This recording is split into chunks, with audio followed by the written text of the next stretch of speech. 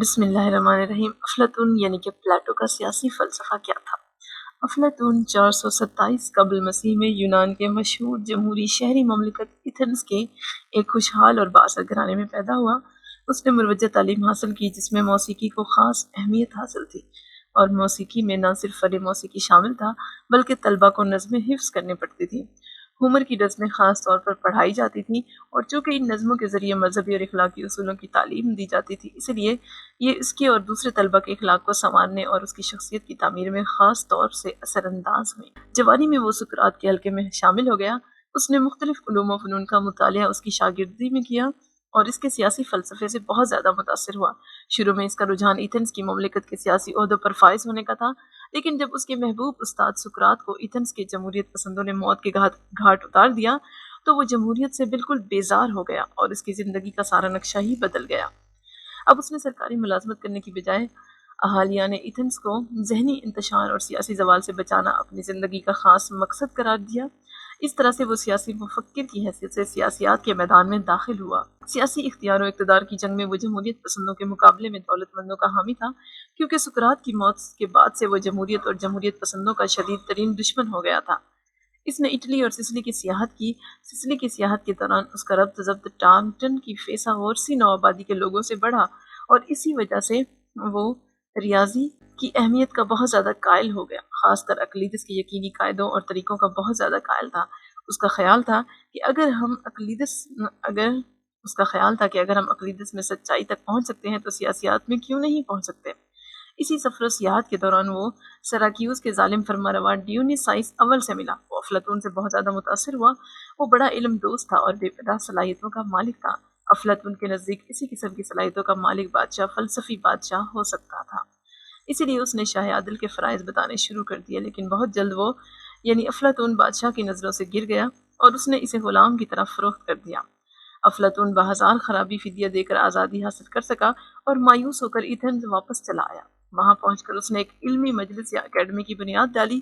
وہ ڈیونیسائس اول کے جانشین ڈیونیسائس دوم سے بہت زیادہ متاثر تھا، اور اسے اس کی پوری امید تھی کہ وہ اس کی نصیحتوں پر کاربند ہوگا، لہٰذا اس کی دعوت پر وہ دوبارہ سراکیوس گیا تاکہ نئے بادشاہ کو تعلیم دے سکے اور اس کی تربیت کر سکے، لیکن اس بار بھی اسے مایوسی ہی ہاتھ لگی، اس لیے کہ بادشاہ نے نہ تو اس کی نصیحتوں پر کان دھرا اور نہ ان پر عمل پیرا ہوا۔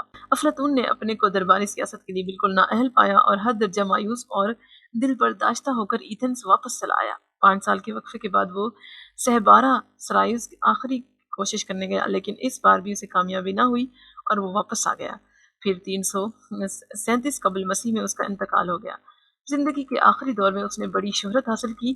اس کی قائم کردہ اکیڈمی بہت دقیق علمی مجلس اور درسگاہ سمجھی جانے لگی۔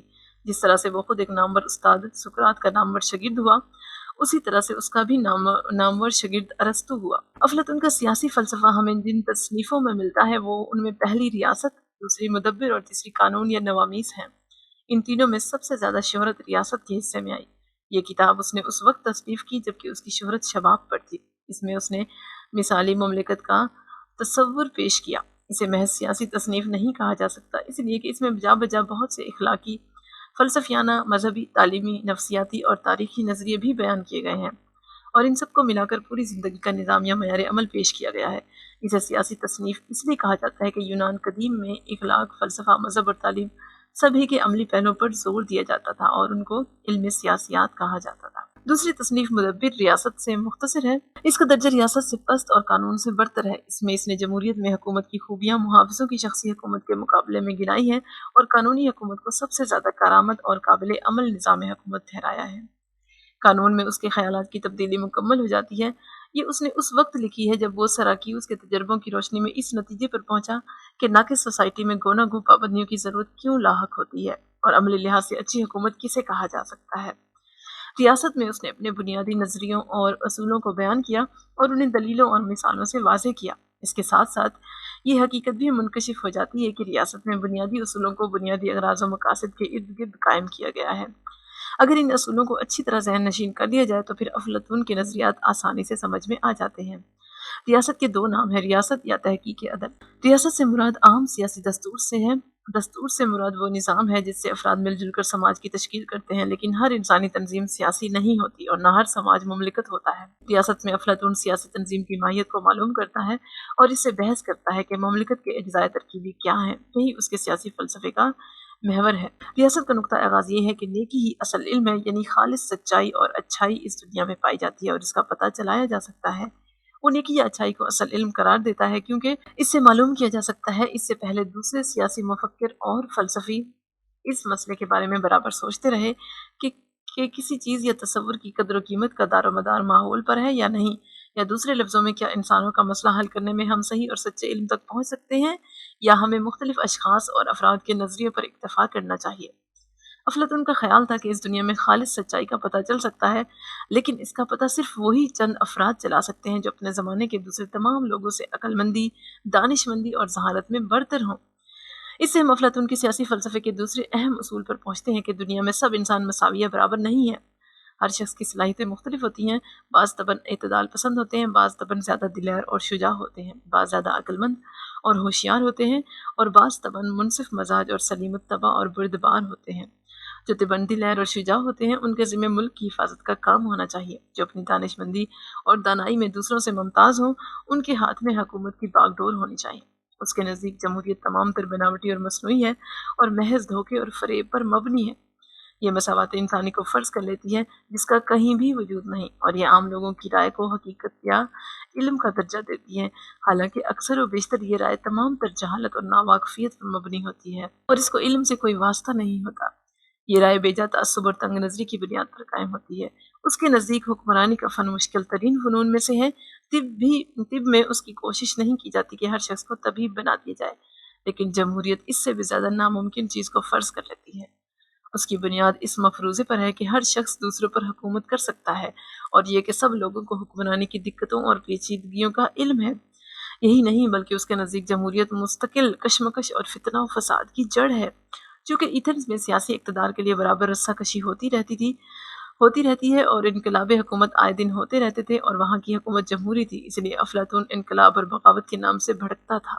وہ منظم اور منضبط زندگی پر بہت زیادہ زور دیتا تھا۔ وہ مستحکم اور پائیدار حکومت کا قائل تھا جس کی ایتھنز کو شدید ضرورت تھی۔ اس کے نزدیک جمہوریت کے حامیوں کی رائے میں کبھی استقلال نہیں ہوتا، وہ متلون مزاج ہوتے ہیں، ان کی رائے ہمیشہ بدلتی رہتی ہے، اسی لیے وہ نہ تو کبھی کسی چیز کی مستقل حمایت کر سکتے ہیں اور نہ انہیں کبھی سچی خوشی حاصل ہو سکتی ہے۔ اس کا پختہ خیال تھا کہ حکومت کی باغ ڈور مملکت کے دانہ ترین اور ذہنی اعتبار سے اعلیٰ ترین افراد کے ہاتھ میں ہونی چاہیے، کیونکہ اپنے علم، دانائی اور دانشمندی کی وجہ سے انہیں سچائی اور نیکی کا پورا علم ہوتا ہے، اور سچائی ہی دوسرے علم کا دوسرا نام ہے۔ انہی لوگوں کو فلسفی کہا جاتا ہے، لہٰذا انہی کو بادشاہ یا حکمران ہونا چاہیے۔ فلسفی حکمرانوں کو حکومت چلانے کے لیے لامحدود اختیارات حاصل ہونے چاہیے، ان کے اوپر کسی قسم کی پابندی نہیں ہونی چاہیے۔ قانون کے مطابق حکومت کرنے کے معنی یہ ہوتے ہیں کہ حکمران اپنی مرضی کے مطابق کام نہیں کر سکتے۔ جس طرح سے ڈاکٹر یا طبیب ہر مریض کو دیکھ کر اس کے مرض کی تشخیص کرتا ہے اور اس کے مطابق دوا تجویز کرتا ہے، اسی طرح سے لوگوں کے مسئلوں کا حل بھی حکمرانوں کے ہاتھ میں ہونا چاہیے۔ یہ مسئلہ مرض کی مانند ہے، اور حاکم ڈاکٹر یا طبیب کی طرح قانون عام قاعدوں اور ضابطوں کو بیان کرتے ہیں، لیکن مسئلے عام نوعیت کے نہیں ہوتے۔ ہر مسئلہ کسی خاص وجہ سے پیدا ہوتا ہے اور اس کا حل اسی کے مطابق ہونا چاہیے۔ فلسفی حکمرانوں کو عیش و عشرت کی زندگی نہیں گزارنی چاہیے اور نہ ان کو مخصوص مراحت حاصل ہونی چاہیے۔ ان کا خاص مقصد مملکت کی فلاح و بہبود کے لیے کام کرنا ہے اور ان کو اس میں ماہر ہونا چاہیے۔ افلاطون ایک مثالی سماج کا نقشہ پیش کرتا ہے جو مختلف طبقوں میں بٹا ہوا ہے۔ فلسفی ماہرین خصوصی ہوتے ہیں۔ عدل اس صورت میں قائم ہو سکتا ہے جب اس اصول پر عمل ہو کہ ہر شخص کا تعلق اپنی فطری صلاحیت اور استعداد کے مطابق کسی نہ کسی طبقے سے ہو۔ سماج اس لیے بنا کہ لوگوں کی ضرورتوں کو پورا کرے، لوگ اپنی ضرورتوں کو دوسروں کی مدد ہی سے پورا کرتے ہیں۔ ہر شخص کسی نہ کسی فن یا پیشے کا ماہر ہوتا ہے، اسی طرح سے ہر طبقہ اپنی زندگی بسر کرنے کے لیے دوسرے طبقے کی مدد کا محتاج ہوتا ہے۔ ایک طبقہ ان لوگوں کا ہوتا ہے جن کی زندگی کا خاص مقصد اپنی ضرورتوں کو پورا کرنا ہوتا ہے۔ یہ طبقہ ہنرمندوں اور دستکاروں کا ہوتا ہے۔ یہ تبھی اچھی زندگی گزار سکتے ہیں کہ جب ان کی ساری ضرورتیں پوری ہوتی ہوں۔ دوسرا طبقہ سپاہیوں کا ہوتا ہے جو اپنی بہادری کے لیے ممتاز ہوتے ہیں۔ ان کی زندگی کا خاص مقصد اپنے ملک اور قوم کے لیے لڑنا ہوتا ہے۔ ان سب سے اوپر ایک طبقہ فلسفیوں کا ہوتا ہے جو اپنی دانائی، دانشمندی اور فہم میں سماج کے دوسرے لوگوں سے بہت زیادہ بڑے ہوئے ہوتے ہیں۔ ان کو محافظ بھی کہا جاتا ہے۔ اس طبقے کا کام حکومت کرنا اور اسی کا کام چلانا ہے۔ اگر یہ سب طبقے سماج میں اپنا اپنا کام انجام دیتے رہیں اور ایک دوسرے کی مدد کرتے رہیں تو پھر نہ کوئی دشواری رہے گی اور نہ کوئی مسئلہ رہے گا، بلکہ سارے سماج میں انصاف قائم ہو جائے گا اور یہ سماج مثالی سماج بن جائے گا۔ جیسا کہ ہم نے دیکھا کہ ریاست کو خالصتاً سیاسی تصنیف نہیں کہا جا سکتا، اسی لیے کہ اس میں اخلاقی، فلسفیانہ، مذہبی، تعلیمی، نفسیاتی، مابعدت طبیعیاتی اور تاریخی غرضے کے بہت سے غیر سیاسی نظریے بیان کیے گئے ہیں، اور ان سب کو ملا کر پوری زندگی کا نظام پیش کیا گیا ہے۔ اس کے باوجود اسے سیاسی تصنیف اس لیے کہا جاتا ہے کہ افلاطون کے زمانے کے یونان میں اخلاق، مذہب، فلسفہ اور تعلیم سب کے عملی پہلو پر زور دیا جاتا تھا، اور اسی کو علم سیاست کہا جاتا تھا۔ افلاطون نے ریاست میں سیاسی نظام کے وہ اصول بیان کیے جو اس کے خیال میں بہترین اصول تھے، اور چونکہ یونان قدیم میں بہترین سیاسی نظام سے مراد بہترین نظام زندگی تھا، اسی لیے اس نے ہر علم کا جوہر لے کر اپنی مملکت کو سنوارا۔ اس کی مثالی مملکت کی ابتدا اس مسئلے سے ہوتی ہے کہ عدل سے کیا مراد ہے۔ عدل سے اس کا مقصد محض قانونی انصاف یا انصاف پسندی نہیں، بلکہ اخلاقی اور سماجی قوانین کی پیروی اور فرائض کی ادائیگی یا بجاوری کے بہترین طریقے ہیں۔ اس کے معنی یہ ہیں کہ ہر شخص کو اس کے حقوق حاصل ہوں۔ سوفسطائیوں کے نزدیک عدل سے مراد وہ قانون ہے جو سب سے زیادہ قدرت رکھنے والے کے حق میں بہتر اور مفید ہو۔ اپنے اس نظریے کی تائید میں وہ ان مملکتوں کی مثالیں پیش کرتے ہیں جن کے قانون دستور کے مطابق بدلتے رہتے ہیں، کیونکہ مملکت کا اقتدار جس طبقے کے ہاتھ میں ہوتا ہے وہی عدل اور حق کے معیار یعنی قانون کو اپنے اغراض اور مفاد کو سامنے رکھ کر بناتا ہے۔ لیکن افلاطون اس نظریے کو یکسر مسترد کر دیتا ہے اور سقراط کی زبان سے یہ کہتا ہے کہ یہ نظریہ بالکل غلط ہے۔ وہ اس کی بھی پرزور تردید کرتا ہے کہ حق پرست انسان اس دنیا میں ہمیشہ گھاٹے میں رہتا ہے، اور وہ لوگ فائدے میں رہتے ہیں جو اتنے ہوشیار ہوتے ہیں کہ اخلاقی اور قانونی احکام کی کھلی خلاف ورزی کے بغیر ان کی پابندی سے بچتے ہیں اور ہر قسم کے فائدے حاصل کرتے ہیں۔ ریاست میں اس دائمی سوال کا وہ یہ جواب دیتا ہے کہ ہماری جستجو دنیا کے سب سے اہم مسئلے یعنی نیک اور بد زندگی کے متعلق ہے۔ سوفسطائیوں نے ظلم اور ناانصافی کی برتری ظاہر کرتے ہوئے یہ فرض کر لیا تھا کہ انسان کی دو حیثیتیں ہیں، انفرادی اور سماجی، لیکن افلاطون کے نزدیک یہ صحیح نہیں۔ اس کے نزدیک مملکت افراد کے مجموعے کا نام ہے۔ یہ ناممکن ہے کہ برے شہریوں سے اچھی مملکت بنے یا اچھے شہریوں سے بری مملکت۔ مملکت بڑے پیمانے پر فرد کا نمونہ یا پرتو ہے۔ افلاطون عدل، سچائی اور نیکی کی فضیلت ظاہر کرنے کے لیے فرد کی بجائے مملکت سے بحث کرتا ہے، اس لیے کہ بڑے پیمانے پر ہر چیز زیادہ آسانی سے اور اچھی طرح سے دکھائی دیتی ہے۔ مملکت اس وجہ سے قائم ہوتی ہے کہ فرد اپنی ساری ضرورتیں خود نہیں پوری کر سکتا۔ ابتدائی شکل میں مملکت صرف ایک بستی ہوتی ہے جس میں کاشتکار اور مختلف قسم کے دستکار آباد ہوتے ہیں۔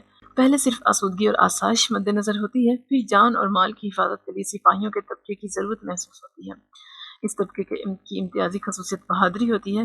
پھر انہی میں کچھ ایسے افراد ہوتے ہیں جن میں دانائی، فہم اور خوض کا مادہ دوسرے تمام لوگوں سے کہیں زیادہ ہوتا ہے۔ یہ آبادی کا بہترین عنصر ہوتے ہیں، ان کی شخصیت سب سے زیادہ مکمل ہوتی ہے، لہٰذا حکومت کرنا انہی کا حق ہے۔ کاشتکار، دستکار اور اہل حرفہ اپنے اپنے کاموں کے لیے فطرتاً زیادہ موزوں ہیں، اور سپاہی میدان جنگ میں اپنی بہادری و کمالات کے لیے۔ چونکہ کاشتکاروں، دستکاروں اور اہل حرفہ میں حکومت کرنے کی صلاحیت بالکل نہیں ہوتی، اس لیے انہیں حکومت میں ذرہ برابر بھی دخل نہ ہونا چاہیے۔ ان کا حق صرف وہی ہے جسے وہ ادا کر سکیں۔ حکومت ان لوگوں کو کرنی چاہیے جن میں دانائی، دور اندیشی اور سوجھ بوجھ ہو، جن میں وسیع نظری اور معاملہ فہمی پائی جاتی ہو، اور جو اتنے بے نفس ہوں کہ اپنی ساری زندگی کو تمام تر دوسروں کی بھلائی کے لیے وقف کریں اور اپنی کسی خدمت کا کوئی معاوضہ طلب نہ کریں۔ اس کے نزدیک سیاسی نظام کا پہلا اور سب سے بڑا اصول یہ ہے کہ سماج میں 3 طبقے ہوں اور ہر طبقے کے سپرد وہی کام کیا جائے جسے وہ بہترین طریقے سے کر سکے۔ اس اصول پر عمل کرنے سے وہ ساری دشواریاں دور ہو جائیں گی جو طبیعت کو کام سے مناسبت نہ ہونے سے پیدا ہوتی ہیں، اور مملکت اور سماج اس تباہی اور بربادی سے بچ جائیں گے جو ایک طبقے کے دوسرے طبقے سے حسد کرنے سے پیدا ہوتی ہے۔ ظلم و ستم ختم ہو جائے گا جو لوگ ایک دوسرے پر اس وجہ سے کرتے ہیں کہ وہ اپنے اصل فرائض سے بالکل بے خبر ہوتے ہیں۔ جب ہر شخص کی زندگی اس کی فطرت اور سرشت کے مطابق ہوگی تو وہ سکون اور اطمینان حاصل ہو جائے گا جس کی اسے ہمیشہ تلاش رہتی ہے اور جس کے لیے اس کی روح بے چین اور مضطرب رہتی ہے۔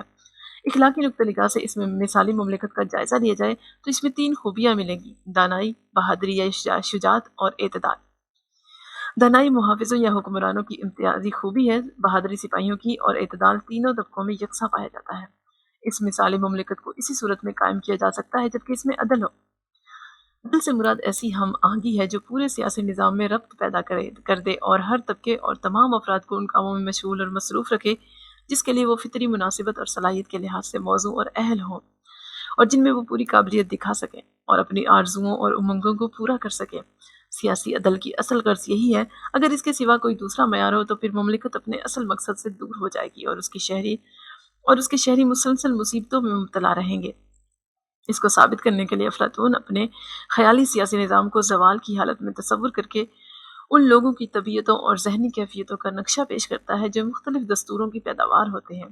اس کے نزدیک کسی بھی مملکت کا دستور جس قدر اپنے معیار سے گرا ہوا ہوگا، اسی نسبت سے اس کے شہری لالچ، ہوس اور ان تمام ذہنی بیماریوں میں مبتلا ہوں گے جو اس دستور کے ساتھ مخصوص ہوتی ہے، اور وہ سچی مسرت اور سکون سے محروم رہیں گے۔ زوال کا پہلا درجہ شہرت پسندوں یا جاہ پسندوں کی مملکت ہوتی ہے، جس میں نام و نمود، نمائش اور شان و شوکت کی خواہش حکمرانوں کو ان کے اصل فرائض سے بالکل غافل کر دیتی ہے۔ ان میں سخت قسم کا حسد پیدا ہو جاتا ہے اور وہ دوسرے کو بڑھتا ہوا نہیں دیکھ سکتے۔ وہ خوشامدیوں اور درباریوں کے لچھے دار اور خوشامدانہ باتوں میں آ جاتے ہیں اور صحیح اور غلط، کھرے اور کھوٹے میں تمیز نہیں کر پاتے۔ ان میں دولت کا لالچ اور ہوس اتنی زیادہ بڑھ جاتی ہے کہ وہ اعلیٰ مقاصد کو بالکل بھول جاتے ہیں، اور ان کے نزدیک بڑائی کا معیار صرف دولت ہی ہو جاتی ہے۔ اس مملکت میں امیروں اور غریبوں کے درمیان تفریق کی خلیج بہت زیادہ وسیع ہو جاتی ہے۔ حکمران لالچ کے پھندے میں ہمیشہ پھنسا رہتا ہے اور عام شہری خوف و ہراس کا شکار رہتے ہیں۔ مملکت تمام تر چند سری ہو کر رہ جاتی ہے، سارا اختیار و اقتدار مٹھی بھر دولت مندوں کے ہاتھ میں آ جاتا ہے۔ حالات کے ابتر ہو جانے سے جمہوریت کے لیے راستہ صاف ہو جاتا ہے، لیکن اس جمہوریت میں محض نیراج اور لاقانونیت کا دورہ ہوتا ہے۔ اس میں تصنع، بناوٹ اور دکھاوے کے سوا کچھ نہیں ہوتا۔ اس کے شہریوں میں مکاری اور خود غرضی کوٹ کوٹ کر بھری ہوتی ہے، کوئی کسی کا لحاظ نہیں کرتا۔ شہریوں میں زبردست قسم کی گروہ بندی پھیل جاتی ہے، ہر کام گروہ کے مفاد کو سامنے رکھ کر کیا جاتا ہے اور ہر مسئلے کو پارٹی کی نقطہ نگاہ سے دیکھا جاتا ہے۔ مکار اور چال باز آدمی سیاسی جماعتوں کے لیڈر بن جاتے ہیں، انہیں اپنے اقتدار کے سوا اور کسی دوسری چیز سے واسطہ نہیں ہوتا۔ آخر میں انہی میں سے کوئی فرد مطلق العنان یا جابر فرما روا بن بیٹھتا ہے۔ اس کا غرور انتہا کو پہنچ جاتا ہے اور اس کی حرص اور ہوس کی کوئی حد اور انتہا نہیں رہتی۔ وہ اپنی خواہشوں کا غلام بن جاتا ہے اور کوئی ظالمانہ حرکت ایسی نہیں ہوتی جو اس سے سرزد نہ ہوتی ہو۔ اس کا ضمیر بالکل مردہ ہو جاتا ہے اور اس کا دل عقل کی روشنی اور اخلاق کی رہبری سے یکسر محروم ہو جاتا ہے۔ مملکت میں اتحاد اسی وقت قائم رہ سکتا ہے جب دانائی اور بہادری اور اعتدال کو عدل کے ذریعے ملا دیا جائے، ان میں ربط پیدا کیا جائے۔ افراد اسی صورت میں کمال حاصل کر سکتے ہیں جب ان کے طبقوں میں عدل کے ذریعے ہم آہنگی پیدا کی جائے۔ افلاطون کو انسانی سیرت میں 3 قدرتی اوصاف نظر آتے ہیں: جسمانی یا نفسانی خواہشیں، دوسرا ہمت، تیسرا دانائی۔ عدل کا تقاضا یہ ہے کہ ان میں سے جو صفت جس شخص میں دونوں صفتوں کے مقابلے میں زیادہ پائی جاتی ہو، اسی کے لحاظ سے اس شخص کی زندگی کا طریقہ تجویز کیا جائے، یعنی اس کو کوئی کام سپرد کر دیا جائے اور اسی طبقے میں جگہ دی جائے۔ سماج کے مختلف طبقوں کی خاص صفتوں کے لحاظ سے جو تقسیم کی گئی ہے، اسے اگر سیرت انسانی کی ان تینوں صفتوں سے تشبیہ دی جائے تو کاشتکار، صناع اور دستکار جسمانی یا نفسانی خواہشوں کے مظہر ہوں گے، سپاہی بمنزلہ ہمت اور بہادری کے، اور فلسفی یا محافظ بمنزلہ دانائی یا پھر عقل کے ہوں گے۔ سیاسی نظام عدل کو اس بنیاد پر اسی صورت میں قائم کیا جا سکتا ہے جب سماج کو فلسفیوں، سپاہیوں اور کاشتکاروں اور دستکاروں کے تینوں طبقوں میں تقسیم کیا جائے۔ تب تقسیم کا معیار یہ ہونا چاہیے کہ ہر شخص اپنے کام میں ماہر ہو اور ان معاملوں میں دخل نہ دے جس کی اس میں اہلیت نہ پائی جاتی ہو، ورنہ جس سے اس کو مناسبت ہو۔ اس نظام کو مستحکم رکھنے کی صرف ایک ہی صورت ہے، وہ یہ کہ عدل کی اس تعلیم کو عام شہریوں کی ذہنیت، ان کی شخصیت اور ان کی زندگی سے فلسفے کا خاص جزو بنا دیا جائے۔ اس لیے افلاطون نے یہ تدبیر سوچی کہ مثالی مملکت میں سب سے نچلے یا پست ترین طبقے کی ذہنی تربیت اس اصول اور عقیدے کے مطابق کی جائے گی کہ خدا نے فلسفیوں یا محافظوں کو سونے سے، سپاہیوں کو چاندی سے، اور ان کے نچلے طبقے یعنی نچلے طبقے کو تانبے سے بنایا ہے۔ لہٰذا اس طبقے اور اس کے افراد کا فرض اولین ہے کہ وہ اپنے سے بلند اور برتر دونوں طبقوں کی جو انسانیت کی بہترین عناصر ہیں پوری اطاعت کرے، لیکن اس سے بھی زیادہ ضروری یہ امر ہے کہ فلسفیوں یا محافظوں اور سپاہیوں کی اس قسم کی تعلیم اور تربیت دی جائے اور ان کی زندگی کو ایسے نظام کے ماتحت کیا جائے کہ وہ اپنے اعلیٰ اور بلند مرتبہ کا حق ادا کر سکے۔ اسی لیے ان دونوں طبقوں کے افراد کی بہترین طریقے سے نشو و نما کی جائے اور مملکت ان کی فطری قابلیت اور خداداد صلاحیت سے پورا فائدہ اٹھا سکے۔ یہ لوگ ایسے ہوں گے جو حق کو صرف سچائی اور صداقت کی نظر سے دیکھیں، حق کی فضیلت کو اپنا پختہ عقیدہ بنا لیں اور اس کی بنیاد ان کے اپنے تجربے، احساس اور ایقان پر ہو۔ اس طرح سے وہ مثالی مملکت کے نظام کو مضبوط بنا سکتے ہیں۔ اس نے جو نصاب تعلیم تجویز کیا وہ اس کی مثالی مملکت کے لیے انتہائی اہم ہے۔ اس لیے روسو نے افلاطون کی تصنیف ریاست کے بارے میں یہ رائے ظاہر کی ہے کہ تعلیم پر اس سے بہتر کوئی دوسری کتاب نہیں لکھی گئی۔ افلاطون کے نزدیک استاد یا معلم کا یہ فرض ہے کہ وہ علم کی روشنی کو ایسی جگہ رکھ دے کہ شاگردوں یا طالب علموں کی نظر اس پر پڑے، اور اسی کے ساتھ اس کا یہ بھی فرض ہے کہ وہ طالب علموں کے لیے ایسی صحبت مہیا کرے کہ ان کے جذبات کی پرورش ایسے خیالات پر کرے جو ان کی ذہنی نشو و نما کے لیے انتہائی سود مند ہو۔ اس صورت میں انسان اپنی فطری اور ذہنی صلاحیتوں کو کام میں لا سکتا ہے اور اپنی شخصیت کو کمال کے درجے تک پہنچا سکتا ہے۔ اس کا نصاب تعلیم ایتھنز اور اسپارٹا دونوں کے طرز تعلیم کا امتزاج ہے۔ ایتھنز کا نظام تعلیم نسبتاً بہتر تھا، لیکن اس میں مملکت کو مطلق دخل نہیں تھا اور اعلیٰ تعلیم صرف دولت مندوں ہی کے لیے ممکن تھی۔ اس کے برعکس اسپارٹا میں تعلیم صرف ورزش اور فوجی تربیت تک محدود تھی۔ اس میں ذہنی تربیت کا کوئی سامان نہ تھا، لیکن تعلیم پورے طور سے مملکت کے ذمہ تھی۔ افلاطون نے ایتھنز کے تعلیمی نصاب میں تبدیلیاں اور ترمیمیں کر کے اسے اپنی مثالی مملکت کے لیے اختیار کیا اور تعلیم کو مملکت کی خاص ذمہ داری قرار دیا۔ ایتھنز میں تعلیم کی ابتدا ورزش، موسیقی اور ادب سے ہوتی تھی۔ افلاطون نے ادب کو موسیقی میں شامل کر کے صرف 2 ہی مضمون رکھے۔ ورزش سے مراد جسمانی نشو و نما تھی، اس میں اس نے غذا اور حفظان صحت کے اصولوں کی تعلیم کا اضافہ کر کے اسے اور زیادہ مکمل کر دیا۔ موسیقی سے اس کی مراد ذہن اور جذبات کی وہ تربیت تھی جو اچھی آواز، خوبصورت اور حسین و جمیل شکلوں کو دیکھنے اور اچھے خیالات سے حاصل ہوتی ہے۔ اس کے نزدیک موسیقی میں گانا بجانا، ناچنا، مصوری، سنگ تراشی اور نظم و نسق کے اعلیٰ نمونوں کا مطالعہ سبھی آ جاتا ہے۔ اس نے ورزش اور موسیقی کے ذریعے انسانی اخلاق کو سنوارنا چاہا۔ اس کے خیال میں انہی دونوں کے ذریعے انسانی سیرت یا کردار کو بہتر بنایا جا سکتا ہے۔ ورزش سے انسان کو اپنے جسم پر اتنا قابو حاصل ہو جاتا ہے کہ وہ اس کی روح کے لیے موضوع گھر بن سکے۔ موسیقی سے اس کے جذبات میں توازن اور مزاج میں وہ اعتدال پیدا ہو جاتا ہے جو عقل پر خواہشوں کو غالب نہیں آنے دیتا اور انسان کے نقطہ نظر کو صحیح اور متوازن اور اس کے خیالات کو درست رکھتا ہے۔ تعلیم دیتے وقت استاد کو اس بات کا خاص طور سے خیال رکھنا چاہیے کہ طلبہ کے علم میں کوئی ایسی بات نہ آنے پائے جو انہیں سچائی یا اور نیکی کے سوا کسی دوسری طرف مائل کرے یا ان کے مزاج کو بگاڑے۔ یہ تعلیم 17-18 سال کی عمر تک کے لیے ہونی چاہیے۔ اس کی تکمیل کے بعد ان نوجوانوں کو جن کی قابلیت اور علمی شوق کے سخت سے سخت امتحان لیے جا چکے ہوں 10 برس تک ریاضی اور حیت کی تعلیم دینی چاہیے۔ اس کا مقصد یہ تھا کہ انہیں فلسفے کی تعلیم کے لیے تیار کیا جائے۔ فلسفے کا مطالعہ اس کے بعد شروع ہوتا تھا۔ یہ تعلیم کا آخری اور اعلیٰ ترین درجہ تھا۔ فلسفے کی تعلیم کے لیے اس نے 5 برس کی مدت رکھی تھی۔ اس کے محنتی اور فاضل طالب علم کو فلسفی یا محافظ بننے کے قابل سمجھا جاتا تھا۔ ان فلسفیوں یا محافظوں کو 15 سال مملکت کی خدمت کرنی لازمی تھی۔ اس مدت کے ختم ہونے کے بعد وہ اپنا وقت فلسفیانہ غور اور فکر پر صرف کر سکتے تھے۔ اس نے اپنے تعلیمی نظام میں اس پر خاص طور سے زور دیا کہ طلبہ کے سامنے ادب کے صرف وہی نمونے پیش کیے جائیں یا صرف وہی ادب پڑھایا جائے جس سے وہ کوئی اخلاقی سبق حاصل کر سکیں۔ اس نے محافظوں کی ساری ذہنی اور روحانی قوتوں کو اعلیٰ ترین اخلاقی اور بلند ترین مابعد طبیعتی عقیدوں کی تعمیر کے لیے وقف کر دیا۔ محافظوں یا فلسفیوں کو ان کے طریقوں پر قائم رکھنے کے لیے اس نے تعلیمی نظام کے ساتھ ساتھ اور بھی تجویزیں پیش کی ہیں جو اس کے نظریہ اجتماعیت کے نام سے موسوم ہیں۔ یہ نظریہ صرف اعلیٰ طبقوں یعنی فلسفیوں یا محافظوں اور سپاہیوں کے لیے تھا، لیکن اس نظریے کو معاشی نظریہ نہ سمجھنا چاہیے بلکہ یہ اخلاقی نظریہ تھا اور اخلاقی تربیت کا ذریعہ۔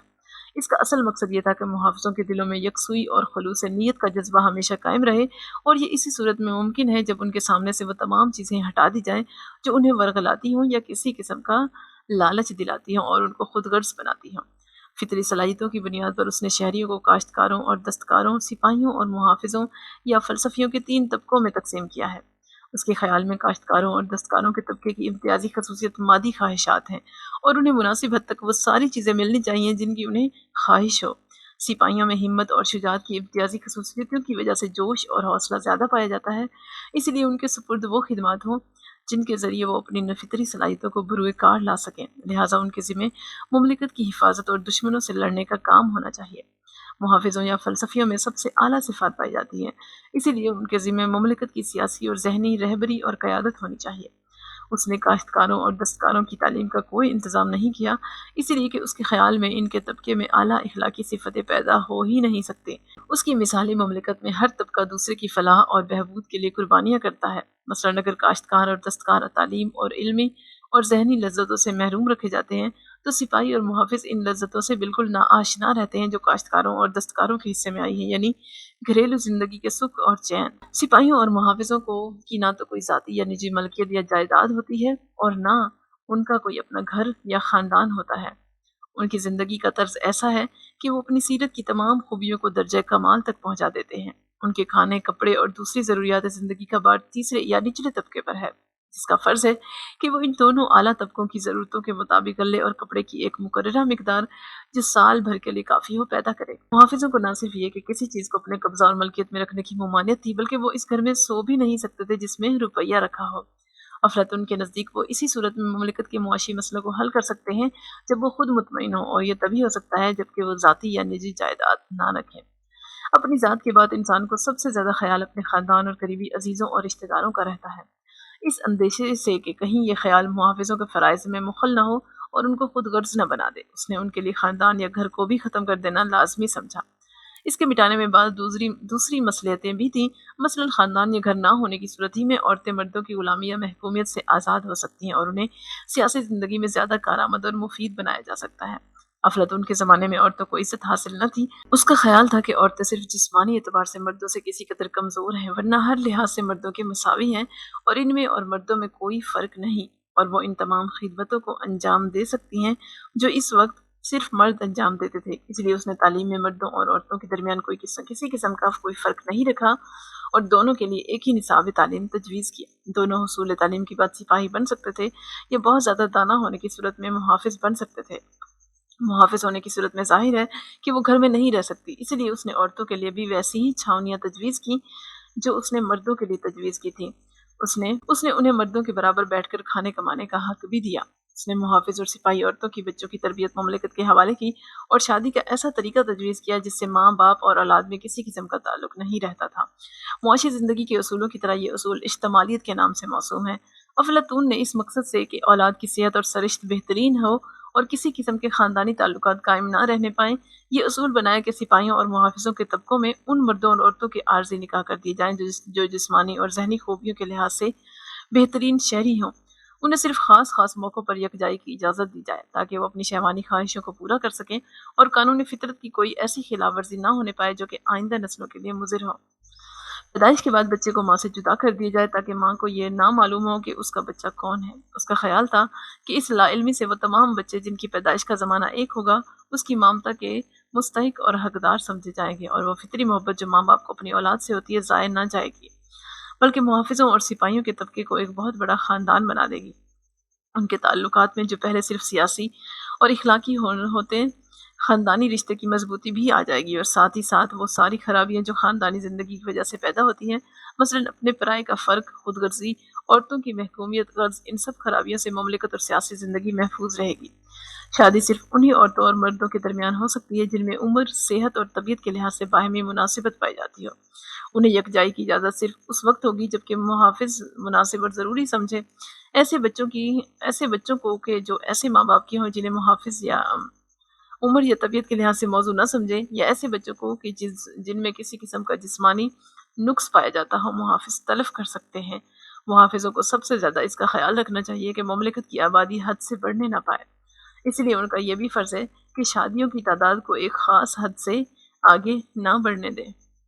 مثالی مملکت میں افلاطون کی نظر زیادہ تر انہی پہلوؤں پر رہی جنہیں وہ ایتھنز کی شہری مملکت میں سب سے زیادہ ناقص اور اصلاح کے لائق سمجھتا تھا، مثلاً انفرادی آزادی، اناڑیوں اور نااہلوں کی حکومت، سیاسی انتشار اور نراج، شہریوں کی ذہنوں پر صوفتائی خیالات کا غلبہ، اور مملکت کی پالیسیوں پر مفسد اور چالاک سیاسی لیڈروں کا حاوی ہو جانا۔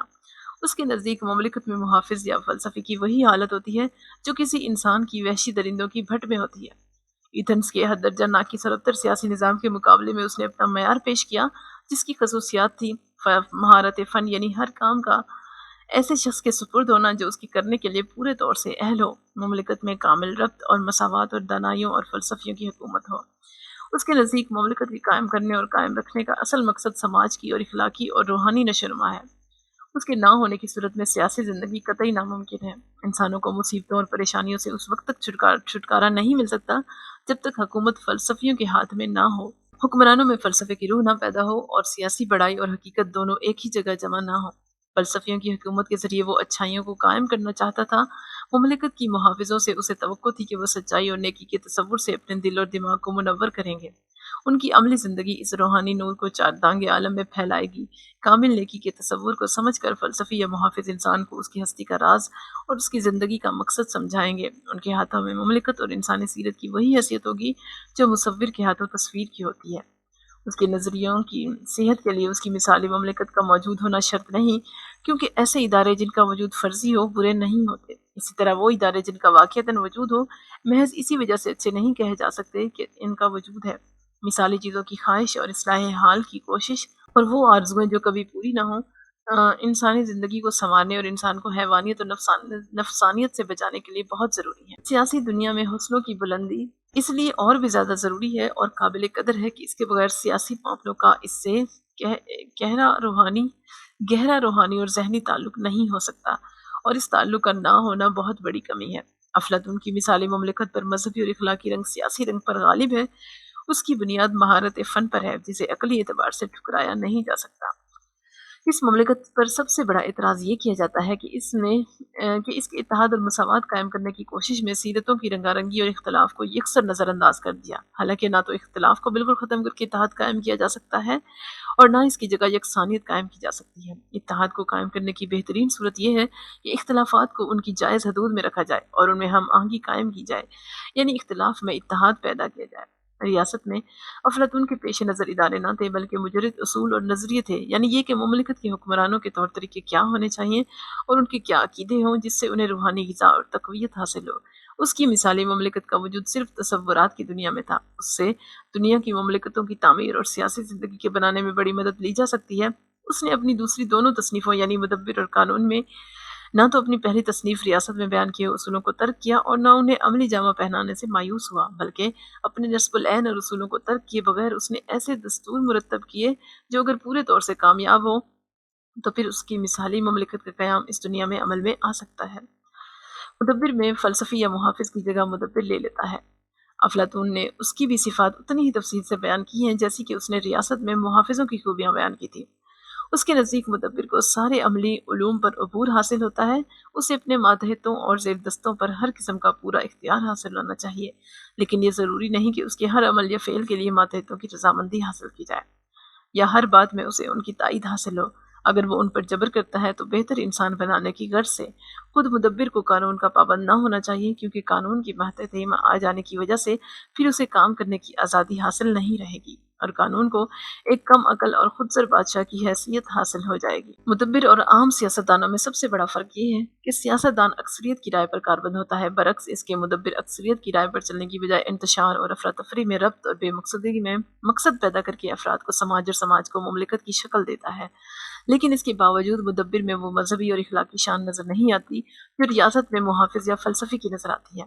مدبر میں سماج میں اعتدال اور دستور نے عدل کی جگہ لے لی ہے اور حقیقی علم کی بجائے ہم آہنگی اور اتحاد باہمی کو سیاسی زندگی کا سب سے بڑا اصول قرار دیا گیا ہے۔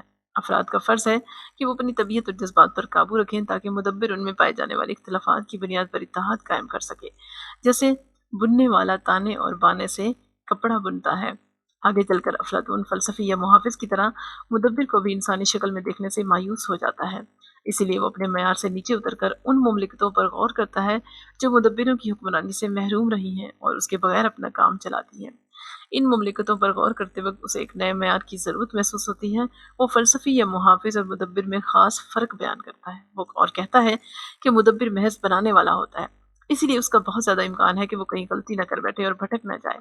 اس اندیشے سے وہ ان مملکتوں میں کہ جنہیں محافظوں یا فلسفیوں کی رہنمائی نصیب نہیں ہوتی قانون پر چلنے ہی کو یا قانون کی حکومت کو سب سے زیادہ مناسب سمجھتا ہے، اگرچہ اس کے نزدیک قانون کی عملداری یا قانون کی حکومت عقیدے یا اصول کی کمزوری اور نصب العین سے ہٹ جانے کے مترادف ہے۔ اس کے خیال میں اس قسم کی مملکتوں میں ذہن اور عقل کو تخلیق کی آزادی حاصل نہیں ہوتی اور نہ ان میں حق کو وہ مرتبہ حاصل ہوتا ہے جو اسے واقعی حاصل ہونا چاہیے۔ لیکن اس کے باوجود یہ مملکتیں پائیدار اور مستحکم ہوتی ہیں، اس وجہ سے یہ پوری عزت کی مستحق ہیں۔ اگر قانون کی ماتحتی اور عملداری میں مملکتیں قائم رہ سکتی ہیں تو پھر یہ ضروری ہو جاتا ہے کہ قانون بنانے میں انسانی تجربے اور عقل کو دخل ہو۔ عام طور سے سیاسی قانون اس لائق نہیں ہوتے کہ مدبر ان کی پابندی کریں، لیکن جب صحیح قسم کے مدبر نصیب نہ ہوں تو پھر مملکتوں کی بہتری اس میں ہے کہ وہ قانون پر چلیں اور اس میں قانون کی حکومت ہو۔ اس نتیجے پر پہنچنے کے بعد وہ قانون کے احترام کو اپنا معیار بناتا ہے اور مملکتوں کی مختلف قسموں پر بحث کرتا ہے۔ اس کے زمانے میں یونان میں مملکتوں کی 5 قسمیں مانی جاتی تھیں: پہلی بادشاہت، دوسری مطلق العنان بادشاہت، اور تیسری اشرافیہ، چوتھی چند چنصیری حکومت، اور پانچویں جمہوریت۔ افلاطون نے ان قسموں میں 2 قسموں کا اور اضافہ کیا: مثالی بادشاہت اور دستوری جمہوریت۔ مثالی بادشاہت وہی ہے جس کا خاکہ اس نے ریاست یعنی ریپبلک میں پیش کیا ہے۔ یہ حقیقی علم کی بنیاد پر قائم ہوتی ہے۔ بقیہ قسموں کا تعین حاکموں کی تعداد اور قانون کے احترام کے لحاظ سے ہوتا ہے، اور وہ حسب ذیل 3 قسم کی مملکتوں کو قانونی قرار دیتا ہے: دستوری بادشاہت، اشرافی حکومت، اور اعتدال پسند جمہوریت۔ اور 3 کو جبری یا مستبد: مطلق العنان بادشاہت، چنصیری حکومت، اور بے دستوری جمہوریت۔ مثالی بادشاہت سب سے اچھی ہے اور بالکل الگ اور مستقل حیثیت رکھتی ہے۔ اس کے بعد بادشاہت کا نمبر آتا ہے۔ جبر یا استبداد کی بنیادوں پر قائم کی ہوئی مملکتوں میں وہ جمہوریت کو سب سے غنیمت، اور قانونی یا دستوری مملکتوں میں اسے سب سے ادنا درجہ دیتا ہے۔ موجودہ زمانے کے معیار سے افلاطون کی سب سے مکمل تصنیف قانون ٹھہرتی ہے۔ یہ اس کے آخر سن اور غور و فکر کا نتیجہ ہے۔ اس سن میں اس کی ذہنی کیفیت کا اندازہ اس مقدمے سے ہوتا ہے کہ انسان خدا کا ایک کھلونا ہے، اور یہی اس کی سب سے بڑی صفت ہے۔ اس کتاب میں حوصلہ، بلند مقصد اور انسانی فطرت سے عقیدت اور فلسفے کی تاثیر پر وہ اعتماد نہیں ملتا جو جمہوریہ میں قدم قدم پر ملتا ہے۔ اس میں انسان مجبور، بے بس، جرم اور سزا کی قاعدوں کا پابند، اور قدم قدم پر رہبری کا محتاج نظر آتا ہے۔ حقیقت اور واقعیت کے لحاظ سے افلاطون کا یہ نقطہ نظر زیادہ صحیح معلوم ہوتا ہے۔ اسے اختیار کر کے وہ اپنے نصب العین سے بہت زیادہ پیچھے ہٹ گیا، لیکن کتاب کے آخر تک پہنچنے پر ذہن پر یہ اثر پڑتا ہے کہ ریاست میں اس نے جو نمونہ پیش کیا تھا وہ اس کے ذہن میں اب بھی موجود ہے۔ گو واقعات نے بلند پروازی کی آرزو بہت کچھ سرد کر دی ہے، پھر بھی اس نے اپنا نصب العین بھلا نہیں دیا۔ کتاب کے پہلے 4 حصے بطور تمہید کے ہیں۔ پہلے 2 حصوں میں رقص، موسیقی اور شراب کی تعلیمی قدروں پر بحث کی گئی ہے۔ تیسرے میں مملکتوں کی تاریخی نشو و نما کو بیان کیا گیا ہے، اور چوتھے میں سیاسیات کے اعلیٰ اصول بیان کیے گئے ہیں۔ پھر اس کے بعد کے تینوں حصوں میں دستور کی تفصیل بیان کی گئی ہے۔ 9ویں حصے میں تعزیری، 10ویں میں مذہبی، اور 11ویں میں عدالتی قوانین کا ذکر ملتا ہے۔ آخری حصے میں وہ نئے ادارے تجویز کرتا ہے، اور ان ضابطوں کا ایک عکس نظر آتا ہے جو ریاست میں شہریوں کو راہ راست پر رکھنے کے لیے تجویز کیے گئے تھے۔ کتاب کے آخری 4 حصے مغز اور زبان کے لحاظ سے افلاطون کی اعلیٰ ترین ذہنی اور علمی کارناموں میں شمار کیے جاتے ہیں، اور ان سے ظاہر ہوتا ہے کہ وہ نہ صرف فلسفیانہ تصورات بلکہ قانونی ضابطے مرتب کرنے میں بھی کمال رکھتا تھا۔ قانون میں بھی سیاسی زندگی کا بنیادی اصول وہی ہے جو مدبر میں تھا، یعنی اعتدال اور ضبط۔ لیکن اس مملکت میں کہ جس کا خاکہ اس نے اس کتاب میں پیش کیا ہے، کسی غیر معمولی فہم اور قوت ارادی رکھنے والے فلسفی یا محافظ یا مدبر کی ہستی نہیں فرض کی گئی ہے۔ حاکم اور محکوم دونوں کے حقوق تسلیم کیے گئے ہیں۔ حاکم نہ تو بالکل آزاد اور خود مختار ہے، اور نہ محکوموں کی مرضی سے بالکل بے نیاز۔ اس میں مملکت کی حفاظت اور دوسری مملکتوں سے تعلقات کے مسائل پر بھی روشنی ڈالی گئی ہے، لیکن سپاہیوں کو وہ اہمیت نہیں دی گئی جو ان کو ریاست اور مدبر میں حاصل تھے۔ اس کتاب میں سب کے ساتھ کھانا کھانے کی رسم کے سوا کوئی دوسرا جمہوری ادارہ نہیں ملتا۔ ملکیت کا حق صرف شہریوں کو دیا گیا ہے، اگرچہ اس پر مملکت کی نگرانی رکھی گئی ہے، اور یہ شرط لگا دی گئی ہے کہ ملکیت کوئی ذاتی حق نہیں بلکہ مملکت کا عطیہ ہے۔ ملکیت کے بارے میں ایک قاعدہ یہ بھی تجویز کیا گیا ہے کہ شہریوں کو جو زمین دی جائے اس کا ایک حصہ شہر کے قریب ہونا چاہیے، دوسرا سرحد کے پاس، تاکہ مملکت کی حفاظت کو ہر شہری یکساں اپنا فرض سمجھے۔ اس کے خیال میں شہریوں کے لیے صرف زراعت ہی کسب معاش کا ذریعہ ہونا چاہیے۔ دستکاری، صنعت، حرفت اور تجارت کو مملکت کی نگرانی میں غیر ملکیوں کے ہاتھ میں ہونا چاہیے۔ مملکت کا یہ بھی فرض ہے کہ وہ شہریوں کو زیادہ دولت پیدا کرنے سے روکے۔ مملکت کو دولت کی خرابیوں سے محفوظ رکھنے کے لیے اس نے شہر کا سمندر سے قریب ہونا مضرت رساں ٹھہرایا۔ عورتوں کو سیاسی حقوق عطا کیے گئے ہیں۔ تعلیم کے معاملے میں مرد اور عورت کا کوئی امتیاز نہیں دکھایا گیا ہے۔ تعلیم حاصل کرنا سب کے لیے یکساں ضروری ہے، لیکن افلاطون مخلوط تعلیم کا قائل نہیں۔ ہر شخص کو اپنی مرضی یا پسند کے مطابق شادی کرنے کا حق نہیں دیا گیا ہے، اور اس معاملے میں وہ اختیارات جو ریاست میں محافظوں کو دیے گئے تھے بڑی حد تک قائم رکھے گئے ہیں۔ شادیوں میں مزاج کی مناسبت کا لحاظ رکھنا ضروری ہے، اور اس کی حتی الامکان کوشش کرنا چاہیے کہ مرد اور عورت میں سے ایک امیر اور ایک غریب ہو، تاکہ دولت چند گھرانوں میں اکٹھا نہ ہونے پائے۔ شادی کے 10 سال بعد تک میاں بیوی کو مملکت کی طرف سے مقرر کی ہوئی تجربہ کار عورتوں کی نگرانی میں رکھنا چاہیے۔ شادی کو ہر طبقے کے لیے ضروری قرار دیا گیا ہے، اور حکمران طبقے اور سپاہیوں کو شادی کرنے اور جائیداد رکھنے کے حق سے قانون میں محروم نہیں کیا گیا۔ اسے اس کا بخوبی احساس تھا کہ جب شہریوں کو ملکیت کا حق حاصل ہوگا تو وہ اپنی دولت کو بڑھانے کی کوشش کریں گے، اور اس طرح دولت مٹھی بھر افراد کے ہاتھ میں آ جائے گی، اور امیروں اور غریبوں میں تفریق کی خلیج بہت زیادہ وسیع ہوگی۔ اس خرابی کو دور کرنے کے لیے اس نے مملکت کو اختیارات دیے تاکہ دولت چند افراد کے ہاتھ میں اکٹھی نہ ہونے پائے، اور اس نے اس پر زور دیا کہ دولت سب شہریوں میں تقریباً مساوی رہے۔ امیروں کو اپنی وراثت سے چوگنے سے زیادہ زمین رکھنے کا وہ حق نہیں دیتا۔ اگر کسی کے پاس اس سے زیادہ اراضی ہو تو مملکت کی ملکیت قرار دیا جائے گا۔ قانون کے تیسرے حصے میں تاریخ پر نظر ڈالی گئی ہے۔ تاریخ کے مطالعے اور خود اپنے تجربوں اور مشاہدوں کی بنا پر اس نے یہ رائے قائم کی کہ وہی دستور زیادہ پائیدار اور مستحکم ہوگا جس میں حکومت مختلف اصولوں کے مطابق چلائی جائے۔ اس بنا پر وہ دانائی جو بادشاہت کی خاص علامت ہے اور آزادی کو جو جمہوریت کا طرح امتیاز ہے ملا کر دستور پیش کرتا ہے۔ آزادی اور اختیار کی انتہا پسندی کو اس دستور نے دور کیا۔ انتظامیہ ان عہدیداروں کے ہاتھ میں دی گئی جنہیں شہریوں کی ایک عام مجلس چنتی تھی۔ عہدیداروں کے علاوہ اس نے محتسبوں کی انجمن تجویز کی جس کا کام حکمرانوں کے کاموں کی جانچ پڑتال کرنا اور شہریوں کے عام اخلاق کی نگرانی کرنا تھی۔ وہ عقیدوں کی آزادی یا مذہبی آزادی کا قائل نہ تھا، اسی لیے اس کے قانون میں چند بنیادی عقیدے بیان کیے جن کا ماننا ہر شہری کے لیے لازمی تھا۔ ان میں سب سے اہم عقیدہ خدا کی وحدانیت اور اس کی قدرت کاملہ پر ایمان رکھنا تھا۔ مذہبی عقیدے مدون کرنا اور ان کو دوسروں سے جبرن منوانا قانون کی ایک نئی حیثیت تھی جو افلاطون نے اپنی تصنیف قانون میں اسے عطا کی۔ محافظ یا مدبر کی ساری سیاسی اور اخلاقی ذمہ داریاں اب قانون کے دائرے میں آ گئی۔ وہ نہ صرف قانون کی ذمہ داریاں بڑھاتا ہے بلکہ اس کی عظمت اور شان کو بھی۔ ریاست میں قانون عدالت اور قانون دان سب غیر ضروری تھے۔ مدبر میں قانون کو سیاسی زندگی میں بہت زیادہ دخل تھا لیکن ہر چیز کا انحصار اور دار و مدار اس پر نہ تھا۔ لیکن قانون میں اس نے قانون کو بہت زیادہ اہمیت عطا کی۔ اس کے دل میں قانون کی جو اہمیت تھی وہ اس سے ظاہر ہے کہ اس نے یونانی قوانین کا بنظر غائر مطالعہ کیا اور اسے ایک مجموعے کی شکل دینے کی کوشش کی۔